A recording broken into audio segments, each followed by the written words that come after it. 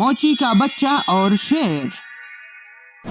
ایک چھوٹے سے گاؤں میں بہرام نام کا ایک موچی رہتا تھا۔ اس کا ایک چھوٹا بیٹا تھا جسے وہ پیار سے رشب بلاتے تھے۔ بہرام جب بھی کام پر جاتا تھا تو اکثر اپنے بیٹے کو ساتھ لے جاتا تھا۔ ایک دن اس نے بہت کام کیا، وہ بہت تھکا ہوا تھا، اس لیے جیسے ہی وہ گھر پہنچا تو فوراً سو گیا۔ رشب بھی اس کے ساتھ سویا ہوا تھا۔ رشب نے خواب میں کچھ عجیب و غریب آوازیں سنی۔ ان آوازوں کے سنتے ہی وہ ڈر گیا اور فوراً جاگ گیا۔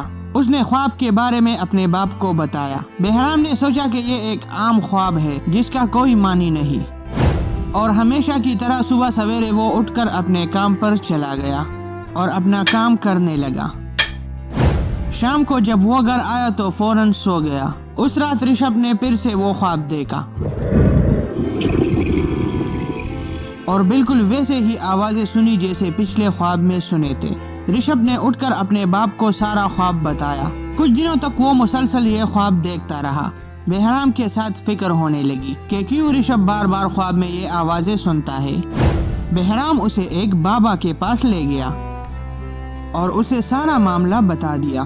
اس بابا نے بہرام کو ایک تعویذ دے دیا اور کہا، یہ تعویذ اس کے گلے میں باندھ دو۔ جب تک یہ تعویذ اس کے گلے میں رہے گی تو کوئی بھی خواب اسے ڈرا نہیں سکتا۔ ٹھیک ہے بابا، آپ کا بہت شکریہ۔ اس رات رشب نے خواب نہیں دیکھا اور ساری رات آرام سے سویا رہا۔ صبح جب بہرام اٹھا تو اس نے اپنے بیوی سے کہا، لگتا ہے بابا کے تعویذ نے کام کر دیا ہے۔ آج رات تو رشب نہیں جاگا۔ مجھے بھی لگتا ہے کہ تعویذ نے کام کر دیا ہے۔ اچھا، میں کام پر جا رہا ہوں۔ اگر رشب جاگے تو اسے میرے پاس بھیجنا۔ ٹھیک ہے جی، جیسے آپ چاہیں۔ بہرام اپنا سامان اٹھا کر کام کے لیے چلا گیا۔ تھوڑی دیر بعد رشب جاگ گیا تو اس نے اٹھتے ہی اپنے ماں سے کہا، ارے ماں، میرے بابا کہاں ہے؟ آج مجھے اپنے ساتھ کیوں نہیں لے کر گئے؟ ارے بیٹا، تمہارے بابا کام پر گئے ہیں۔ انہوں نے کہا کہ رشب جیسے جاگ جائے تو اسے میرے پاس بھیج دینا۔ اچھا ٹھیک ہے ماں، میں بابا کے پاس چلتا ہوں۔ ٹھیک ہے بیٹا۔ رشب گھر سے نکل کر گاؤں کی طرف روانہ ہوا۔ رشب جب بھی اپنے باپ کے پاس جاتا تھا تو وہ ایک جنگل سے گزرتا تھا۔ رشب جیسے ہی اس راستے سے گزر رہا تھا تو اس نے کچھ آوازیں سنی۔ یہ وہی آوازیں تھی جو رشب خواب میں سنتا تھا۔ وہ ان آوازوں کے پیچھے جنگل کے اندر چلا گیا۔ جنگل کے اندر جانے کے بعد اس نے دیکھا کہ وہاں ایک شیر کسی نے جال میں پھنسایا ہے۔ اس نے جیسے ہی شیر کو دیکھا تو وہ شیر ایک خوبصورت شہزادے میں بدل گیا۔ رشب نے جب یہ دیکھا تو وہ ڈر گیا، لیکن اس نے اپنے ڈر کو ظاہر نہیں کیا اور ہمت سے کام لے کر اس شہزادے کو جال سے نکالا۔ تو شہزادے نے کہا، ارے بچے، تمہارا بہت شکریہ، تم نے مجھے آزاد کر دیا۔ لیکن شہزادے، آپ اس شیر کے روپ میں کیا کر رہے تھے؟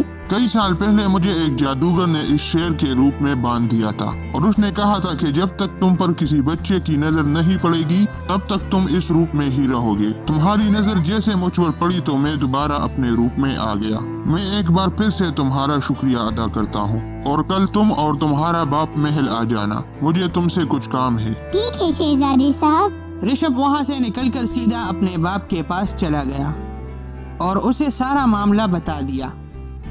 اب شہزادے نے مجھے اور آپ کو محل بلایا ہے۔ بہرام یہ سن کر حیران ہو گیا کہ شہزادے نے ہمیں کیوں بلایا ہے، لیکن پھر بھی اگلے دن بہرام رشب کو لے کر محل کی طرف روانہ ہوا۔ وہاں پہنچنے کے بعد شہزادے نے اس سے کہا، آپ کے بیٹے نے میری بہت مدد کی ہے، اس کی وجہ سے میں آج یہاں کھڑا ہوں۔ میں آپ کا زندگی بھر احسان مند رہوں گا۔ کوئی بات نہیں شہزادے، لیکن آپ نے ہمیں کیوں بلایا ہے؟ میں آپ کو اپنے طرف سے ایک تحفہ دینا چاہتا ہوں، اس لیے آپ کو بلایا ہے۔ تو شہزادے نے انہیں ایک سونے کا صندوق دے دیا۔ بہرام بہت خوش ہوا اور سونے کا صندوق اٹھا کر گھر کی طرف چلا گیا۔ اس نے اس سونے سے اپنے لیے ایک خوبصورت گھر بنایا اور اپنی زندگی خوشی سے بسر کرنے لگا۔ تو دوستو، اگر آپ کو ہماری کہانی اچھی لگی ہو تو اس کو لائک شیئر ضرور کرنا، اور میک وٹ یوٹیوب چینل کو سبسکرائب کرنا مت بھولیے گا۔